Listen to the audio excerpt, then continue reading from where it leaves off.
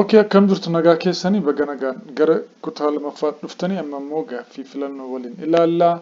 Welcome to Bonanza Wisdom Channel. Namoonni miseensa hin taane miseensa ta'a, namootaaf qooda baay'isaa wal baay'isaa isiniin jedha. Ariitiidhaan egaa kan qophaa'edha. Nuuf galchaa jecha wantoota irraa hubachuu qabdan wantoota tokko tokko asirraa isin hubachiisu yaaliin godha. Kallattumaan gara gaaffiidhaa haa deemnu. Gaaffii tokkoffaan akkana jedha. What is rationalization? Egaa hanga gaaffii kurnan tokko yookiin 81 defense mechanism ilaallaa jechuudha. What is rationalization jettanii gaafatamuu dandeessu jedhamtanii gaafatamuu dandeessu. It is one of the defense mechanisms that we discussed before. Kuni sababeessuu jechuudha jenneerra kanaan dura. So as keessa accepting a new situation, finding justification for an event, finding out who is to blame for an event. Kun amma kan ta'uu danda'u deebiinsaa akkuma ilaalartan biidha jechuudha. Maaliif itti qabachuu jechuudha. Kan biraatti justification reasoniidhaan reason waan tokko balleessaa ofiitiif yookiis balleessaa waa tokko balleessanii yookiin immoo miirri dogoggoraa namatti dhaga'ame waan sanaaf immoo sababa gaafa kennamu rationalization jechuudha. Ani nan bo'ee kan hin bo'ee fi sababa akkas ta'eefidha jedhanii of qoyyomsu jechuudha. Ani kanan mana barumsaatti kufee fi sababanii xiyyeeffannoo koo gara biizinesii irra kaawwadheef jedhanii rationalize gochuu jechuudha. Rationalization jechuun reasoning out jechuudha. Sababa itti kennu sababeessuu jechuudha. So finding justification for an event or feeling. According to psychoanalytic theory, defense mechanisms are considered to be normal, pathological, abnormal, immature. Normally, jechuun normally jechuudha. Pathological jechuun dhukkuba jechuudha. Abnormal jechuun immature jechuun kan hin bilchaanne jechuudha. So normalidha. Baay'ee akka normalitti fudhatama. Borinson was neglected by his father but experienced resentful feelings towards his therapist in life. This behavior might be associated with which defense mechanism? Borinson namni jedhamu abbaan isaa kan sirriitti isaan guddifneef kan isa miidhaa ture sababa ta'eef yookiin kan isa tuffachaa ture sababa ta'eef inni immoo guddatee teeraapistii saayikoolojistii isaa akkam ta'uu danda'a isa yaalu irratti jibba horate jechuudha. Kun maalidha? Bakka abbaa isaatii teeraapistii waan buuseef displacement jechuun soorsii yookiin madda rakkina keenyaa bakka buufnee aarii keenyatti ba'uu jechuu waan ta'eef. Naftanan feels uncomfortable flying but tries to convince his brother that it is in fact he who was a phobia of air travel. Naftanan namni jedhamu xiyyaaraan deemuun sodaata garuu obboleessa isaatti quba qabee ati xiyyaaraan deemuun jaallattu miti hin sodaatta miti ittiin jedhaadha. Kun immoo maal agarsiisa? Nama kan biraatti qabachuu. Kanaaf inni immoo projectionidha jechuudha. Projectionii jedhama jechuudha. What is sublimation? Sublimation jechuun wanta hawaasa biratti yookiin seera biratti aadaa fi duudhaa biratti fudhatama hin qabne tokko nutti dhaga'amee yookiin gochuu barbaanne karaa fudhatama qabuun raawwachuu jechuudha. Kunis when conscious feelings are experienced subconsciously, directing one's angry toward one's energy toward a more productive pursuit such as hobby or artistic creation, trying not to think about something which causes it. No. Kun egaan energy ofii yookiin libido jedhamu psychological energy keessa namaatiif fedhii guddaa uumamu sana fakkeenyaaf namni fedhii wal quunnamtii saalaas rakkisu gara ispoortiitti gaafa jijjiiru that is what we call sublimation. Ispoortii fudhatama qaba waan ta'eef. Lakkoofsa 6. The defense mechanism of regression involves what behavior? Egaa regression yommuu jennu gara gocha yookiis amala ijoollummaatti deebi'uudha jenneerra. Kanaaf as keessaa kan deemuu danda'u acting as you would have at a younger age, acting as you did before an event, pretending that another no, behaving as historical figure, akka yeroo ijoollummaa keetiitti gaafa acti gootu, akka ijoolleetti bo'oo jechuudha. Soobanii. Akka ijoollee quba hodhu. Kanaaf regression jedhama jechuudha. Of duuba deebi'u. Reaction formation involves what type of behavior? Reaction yommuu jennu yeroo hundumaa amala faallaa agarsiisu jechuudha. Nama jibbanii sin jaalladha jechuu ta'uu danda'a. Yookiin immoo waan tokko sodaatanii immoo hin sodaadhu jechuu ta'uu danda'a. Kanaaf kan inni ta'uu danda'u as keessaa kamidha opposite way kan jettu ishee kana taate jechuudha. Ishee kana taate jechuudha. A defense mechanism is usually used. Defense mechanism kan jennu kun unconsciously or consciously beekemna utuun beekni itti fayyadamne yeroo baay'ee utuun beekni itti fayyadamna jechuudha. Isin pause gootanii irra deebisanii ilaaluu dandeessu. Who first identified defense mechanism as a way of protecting against anxiety? Namtichi yeroo jalqabaa of oolchuudha jedhee ittiin dhufee Sigmund Freud jechuudha. Of eeguudha. Tarsiimoo ittiin sammuu ofii xiinsammuu ofii xinqirra dhiphina sammuu irraa eeggatanidha kan jedhe Sigmund Freud jechuudha. What purpose does a defense mechanism serve? Walumaa galatti faayidaan isaa maal? To defend and protect the impulsive desires of the id, to protect the ego from anxious feelings including guilt, to help a person to physically defeat themselves in hazardous situation. Deebiin isaa ego protective jechuudha. Akkuma kanaan dubbanne ego super ego, these are the systems, structures of mind jenneeti jirra. Garuu achi keessatti defense mechanism yommuu jennu ego defense mechanismidha. Sababiin isaa idini dhimma seeraan qabdu, dhimma duudhaaf aadaaf amantiin qabdu, nan dheebodhee fidaa nan nyaadhaa, nan beelee fidaa nan dhugaa, hataa cabsaa asii achi fidaa jetti. Egoon immoo siif ta'uu qaba, argachuu qabda garuu karaa seera qabeessaan, karaa si hin miineen negative consequence karaa hin qabneen. Hin hidhamta taateen naan gochuu hin qabdu, reebamta taateen naan gochuu hin qabdu jettee kan dubbattudha jechuudha. Super egoon immoo akkuma naan dubbanne namni jiraates dhiises, poolisiin jiraates dhiises, hidhaan jiraates dhiises, waan tokko sirrii miti taanaan sirrii miti jettee dhiisuu qabda. Kanaafi gidduu kanatti egaa egoon miidhamuu danda'a. Utuu super egoof idii wal lolanii. Kanaaf defense mechanismiin balleessummaan yookiis guilty feeling akka itti hin dhaga'amne eenyutti egootti waan ta'eef deebiinsaa egoodha jechuudha. Egoo protective gochuudhaaf kan wanta jiru akka itti hin dhaga'amneef. Motivation, emotion, memory come from the word Latin. Which of the following is a good example of extrinsic motivation? Training to play music, instrument to enjoy singing with it. Extrinsic gammaduu kee alaa waan alaa dhufuun gammaduu kaka'uu kan fakkaatu kamidha isa dhuudha. Kuni ofumaa of keessatti enjoy gochuudha. Doing for health kunis kanumadha. Drawing artist for fame kuni for fame jechuun waan alaa dhufu argachuu beekamtii waan ta'eef. Dancing for fun kunis fashioniifidha. Kanaafiyyuu deebiin isaas siidha jechuudha. Jointly, William James and Sigmund Freud developed the Dutch theory of motivation, instinct, psychoanalytic, structuralism, or arousal. Yeroo baay'ee James enna instinctii kana keessa garuu Freudnis jira. Kanaafuu jointly instinctiidha jechuudha. Carl smokes, drinks alcohol, overeats and bites his nail. Namtichi Carl jedhamu kun quba isaa nyaataa, qeensa isaa nyaataa, alkoolii dhugaatii kana dhugaa, sigaaraa kana hin aarsan tuuta dhugaa jechuudha. Overeat garmalee nyaataa. Nama akkasii fixationii eessatti uumamedha. Kun fixationii afaaniiti. Fixationii afaanii immoo oral stage irratti kan uumamtu. Kan ishee waggaa duwwaadha hanga waggaa tokko walakkaa, hanga waggaa lama, hanga waggaa tokko keessatti rakkoo harma hodhuu, humnaa ol hodhuu fi humnaa gad hodhuu irraan uumamtudha jechuudha. We use the following true of arousal theory of motivation. Arousal theory, drive reduction theory, instinct theory, incentive theory kan jedhaman jiru gaanachi keessaa waa'ee arousal yommuu kaafnu arousaliin state of mind ol ka'e wayii tokko stimulation miira ol kaate gad deebisu, miira gad buute immoo ol deebisanii optimal stage irra kaa'uudha. Kanaafuu maaltu sirrii miteedha jira. It's driven by lack of optimal stimulation. Sirriidha. Optimaalii ta'uu qaba. Kuni soba miti dhugaadha. It is used to create homeostasis level of state. Homeostasis level kan hojjetu drive reduction theory dha. Drive qaama keenya keessatti uumamu yeroo baay'ee homeostasis balansiin keemikaalli qaama keenya keessa jiru sababa hir'atuuf yookiis walgatuuf lack of homeostatic balance uumamaa jechuudha. So sana sirreessuuf immoo kan ni goonu drive reduction theory dhaan kan jiru yoo beelee nyaachuu dheebote dhuguudhaan jechuudha. Hunger is a major drive in the arousal theory. No.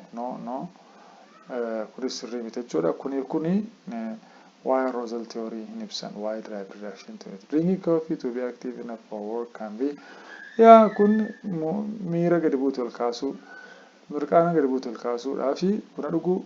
Kun immoo mirqaana ol gaate, cabsiin immoo mirqaana ol kaate gad deebisuudhaa fi waan tokko ishee fudhatan sana sirrii miti yoo taate iyyuu egzaampiliidha jechuudha. Kanaaf kun arroozaliidha, kun arroozaliidha jechuudha.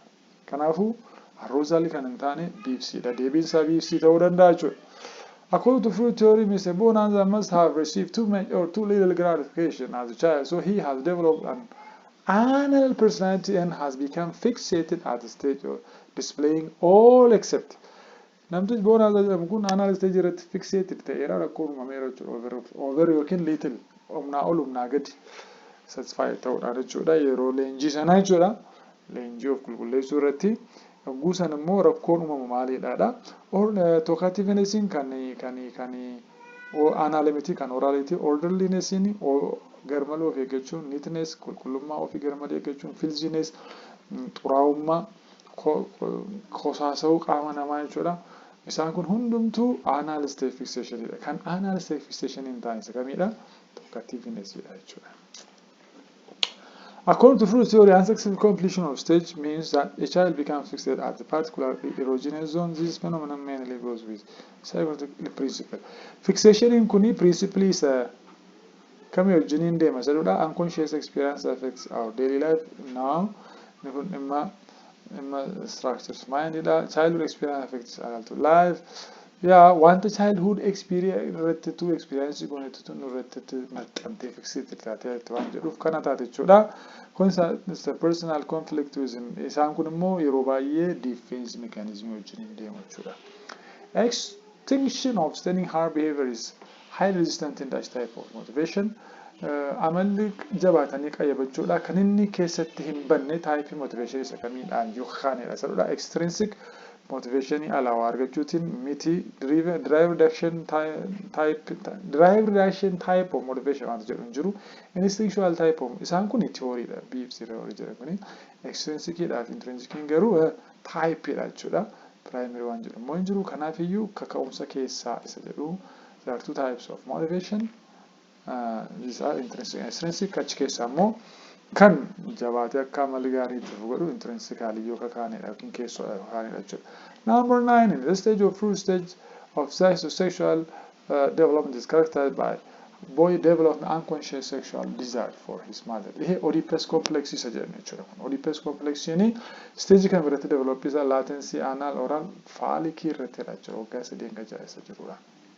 Instinctual type of motivation include all except humans and animals migrations, human beings leadership, animals territorial demarcation, animals mating dances, animals and human sex reproduction. Deebiin kana ta'uu kan danda'u kana jechuudha. Human migration ini intentionally waan ta'udha malee instinctually waan ta'u miti yaadamee waan godhamu.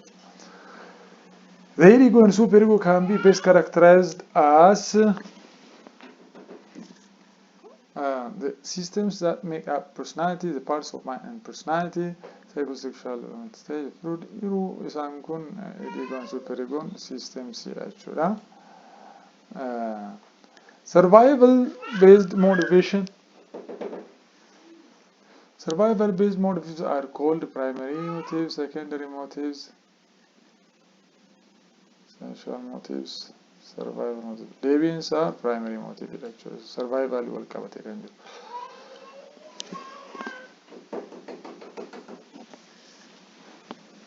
Husband having sex with his wife to reduce sexual libido is better explained by dash theory of motivation. Ishee kana deebii isiniin kennu commenti keessatti deebii keessan yaala sana booda immoo deebii isiniif kenna. Which of the following is not true statement? Memory is a systematic capacity of our mind to record, preserve and later use it. Iconic memory reflects information from our auditory system, whereas iconic memory reflects information from our visual system. Considerimity, alif wajjala fudhamee jira waan ta'eef soo deebiin kanaa kanadha kanaan dura ilaalleerra kana yada. Okay, all of the following statements are true statements, all except non-declarative automatic LTM memory is a SQL-related memory to be revealed through time and effort. When you tend to recite the beginning of a list of names you are affected by. Sirriidha kuni sirriidha. The primary process are similarly orderly. The memory process are similarly orderly present in animals as well as nama keessattis bineensa keessattis adeemsi memoryidha wal fakkaataadha. Sirriidhuma sadanuu tokkuma wal fakkaatu. Encoding, storing and retrieving jedhama jechuudha.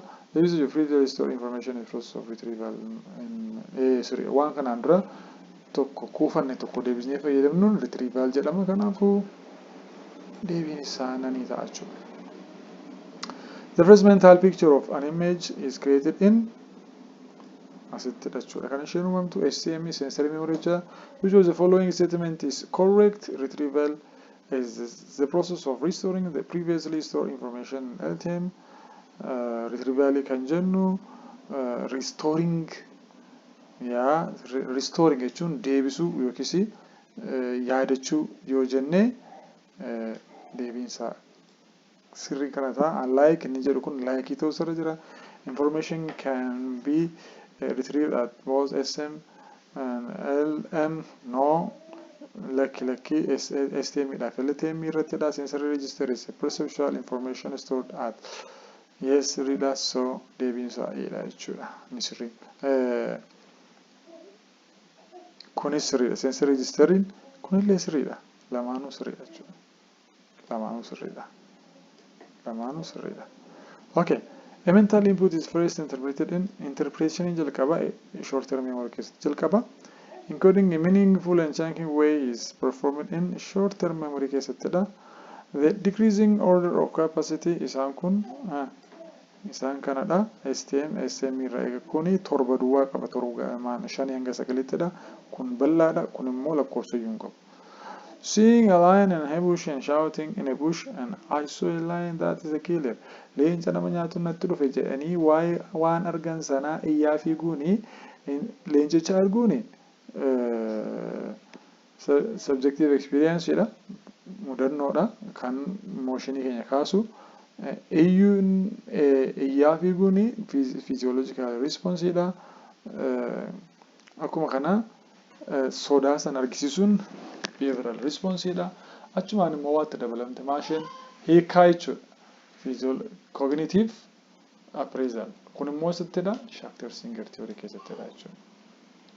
Which was following is a good example of drive action theory, fasting and praying, so many kadachuu, playing football and sweating, kubbaa miilaa taphatanii dafquu, eating a dessert food after lunch, kunis miti, drive miti, kunis drive miti, kunis drive miti, deebiin qabachuu as keessaa kan drive ta'e hin jiru. What is the serial position effect? Serial position effect jedhaan wanti wal qabatu as keessaa hin mul'atu. What is procedural memory? Procedural memory jechuun walumaa galatti non-declarative sababa ta'eef kun deebii ta'uu hin danda'u. Type of semantics ta'uu hin danda'u. Type of non-declarative memory that allows to record general factual information miti kuni garuu procedural information dha. Type of episodic memory episodic ta'uu hin danda'u. Kanaafuu deebiin isaa hin jiru jechuudha. Specimen theory is mainly functional in dash type of forgetting. Kun yeroo baay'ee STM keessattidha. Sababni isaa bakki hin ga'u waan ta'eef bakka wal buusu jira. STM'n informationii 5 hanga 9 qofa waan qabatuuf. Maslow's hierarchy of needs explains one of the following is not correct. The need for order is stronger than the need for. Walumaa galatti as keessaa Maslow hierarchy of needs explainii kan godhan hin jiran. Sababni isaa sadarkaa gadiirra warri jiran basic need irraa kaasee hanga self actualizationitti warri jiran warri gadiirra jiran isa oliirra caalaa cimoodha jechuudha fedhiin isaanii. Fedhiin nyaataa, fedhii walqunnamtii saalaa hin caalaa, fedhii nageenyaa hin caalaa, fedhii maaliif namni beela'ee mucaa isaa nyaachuu danda'a. So as keessa deebiin hin jiru. Kana dhaabdanii pause gootanii yoo dubbiftan as keessa wanti deebii ta'u. Seksiinis fi piisiin waliin dorgomu. Creativitiin dhumarrattidha. Leadershippiin dursee dhufa. Kanaafuu sirrii miti. Daabbooni the need for bread is stronger than the need for house. The need for water is stronger than the need for love. As keessaa kan sirrii hin taane, yes sirriidha jechuudha. Kan sirrii hin taane hin jiru. Hundi isaayyuu sirriidha. Therefore sex sorry dhiifamaa wajjin inni sirrii hin taane isa kana jechuudha. Isa kana jechuudha. Maaliifi creativity'n dhuma irrattidha waan ta'eef. Imagine you are running on a field in a race. Which was the following is the best example of an extrinsic motivation. Extrinsic waan alaa dhufuun gammaduudha. Waan ta'eef fresh airiin gammachuu keessaa argachuufidha. Dhumarratti gammaduunis sanumaa fi naashinaal maraatooniidhaaf darbuun garuu eessatti alatti ilaallee itti fiigaa jiru waan ta'eef extrinsic jechuudha. Fayyaa ofii fooyyeffachuunis gammachuu keessooti jechuudha. Kaka'umsa keessoota. Learning the skills of how to climb a mountain, that type of memory. Kuni akkuma beekamu kan inni ta'uu danda'u procedure adeemsa waan ta'eef. Akka itti waa hojjetanidha waan ta'eef. Okay, emotion has all of the following functions except maal faayidaan emotionidha. Fight or flight sirriidha. Shaping our future sirriidha. Molding our social interest sirriidha. Serving as verbal communication. Emotion facial expression non-verbal malee verbal communication idhaaf miti. Kanaafuu kan sirrii hin taane except waan jedhuuf kana jechuudha. Knowledge is characteristic of Nigeria type of esteem. Kun akkuma beekamu semantikiidha jechuudha. Informationally waan ta'eef. Baay'ee galatooma ulfaadhaa kabajamaa isiniin jedha. Ariitiidhaan kan hojjetamedha. Kan biraatti fufnee babbareechinee dalagna. Waan kanaaf itti naafaan isiniin jedha. Guddaa galatooma asirratti yeroo gaarii qabaadhaa. Have a good time. Gaaffii yoo qabaattan commentii keessatti naa barreessaa. Maatii Bonaanzaa Faamilii ta'aa achirratti gaaffii adda addaa dhiyeessaa. Ulfaadhaa kabajamaa.